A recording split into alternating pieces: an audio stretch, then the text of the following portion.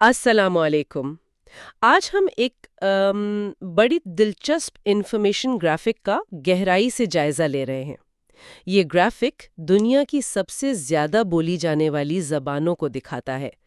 ہمارا مقصد یہ سمجھنا ہے کہ یہ جو اعداد و شمار ہیں یہ عالمی رابطوں اور کلچر کے بارے میں کیا بتاتے ہیں۔ جی بالکل، یہ ایک طرح کا بصری نقشہ ہے جو ہمیں زبانوں کے کیا کہتے ہیں ہجوم کو سمجھنے میں مدد دیتا ہے، خاص طور پہ جب ہم دیکھتے ہیں کہ بھئی کون سی زبان کتنے کروڑ لوگ بول رہے ہیں۔ یہ اعداد و شمار لاکھوں میں دیے گئے ہیں۔ اچھا، تو آئیے سب سے بڑے دائرے سے شروع کرتے ہیں۔ یہ چینی زبان ہے، تقریباً 1 ارب 20 کروڑ یعنی 1197 ملین لوگ۔ یہ تو کمال کی تعداد ہے۔ جی ہاں، بہت بڑی تعداد ہے۔ اور گرافک میں یہ بھی لکھا ہے کہ چینی جو ہے وہ اصل میں کئی ملتی جلتی زبانوں کا مجموعہ ہے، میکرو لینگویج جسے کہتے ہیں، جیسے مینڈرن، وو یو۔ بالکل بالکل، یہ میکرو لینگویج کا تصور اہم ہے، یعنی کئی زبانیں یا بولیاں جو لسانی طور پر قریب ہیں ان کو ایک ساتھ گنا گیا ہے، اور مینڈرن اس میں سب سے بڑی ہے۔ اور ظاہر ہے یہ اتنی بڑی تعداد جو ہے اس کا سیدھا تعلق چین کی بہت بڑی آبادی سے ہے۔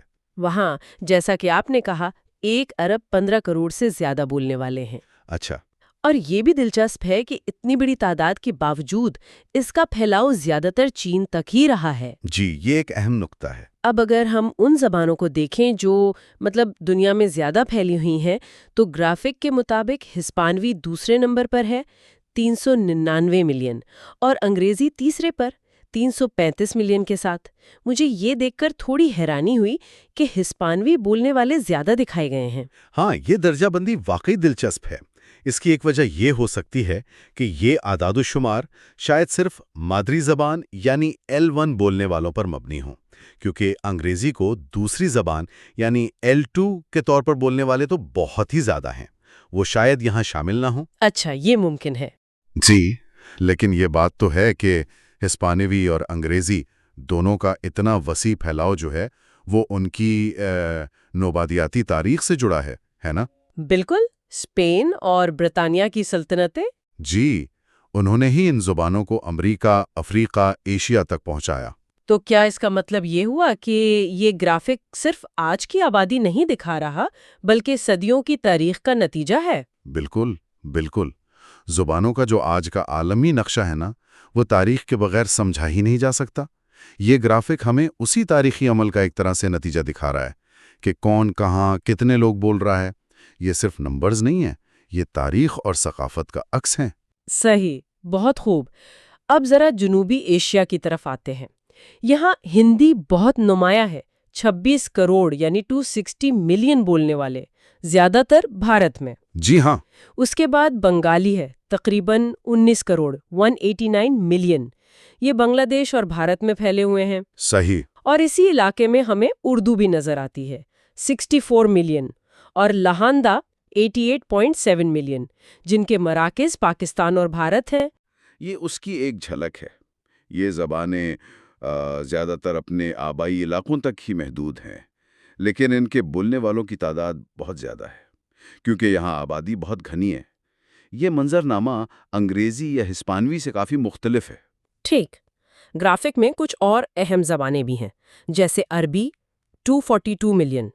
یہ تو مشرق وسطیٰ اور شمالی افریقہ کے بہت بڑے علاقے میں بولی جاتی ہے۔ جی ہاں، عربی کا پھیلاؤ کافی وسیع ہے۔ پھر پرتگالی ہے 203 ملین، جس کا بڑا حصہ برازیل سے آتا ہے۔ بالکل، برازیل کی وجہ سے پرتگالی کا نمبر کافی اوپر ہے۔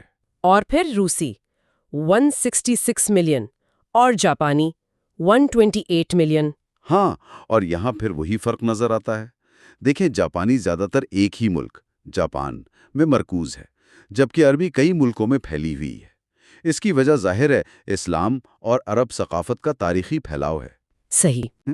آبادی میں تبدیلی آتی ہے، لوگ ایک جگہ سے دوسری جگہ جاتے ہیں، تو زبانوں کے بولنے والوں کی تعداد بھی بدلتی ہے۔ تو اس سب کا خلاصہ کیا ہے؟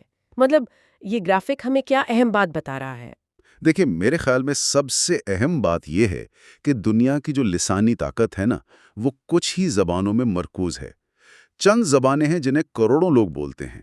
یہ گرافک ان زبانوں کے ہجوم کا ایک بصری ثبوت ہے اور یہ دکھاتا ہے کہ عالمی مواصلات میں ان کی کتنی اہمیت ہے۔ ٹھیک ہے۔ یہ بھی دکھاتا ہے کہ زبان کا ہجوم اکثر آبادی کے ہجوم سے جڑا ہوتا ہے، جیسے چین اور بھارت کے معاملے میں، لیکن ہمیشہ ایسا نہیں ہوتا، جیسے انگریزی اور ہسپانوی کا عالمی پھیلاؤ ثابت کرتا ہے۔ صحیح کہا۔ اور یہ صرف ایک پہلو ہے، بولنے والوں کی تعداد۔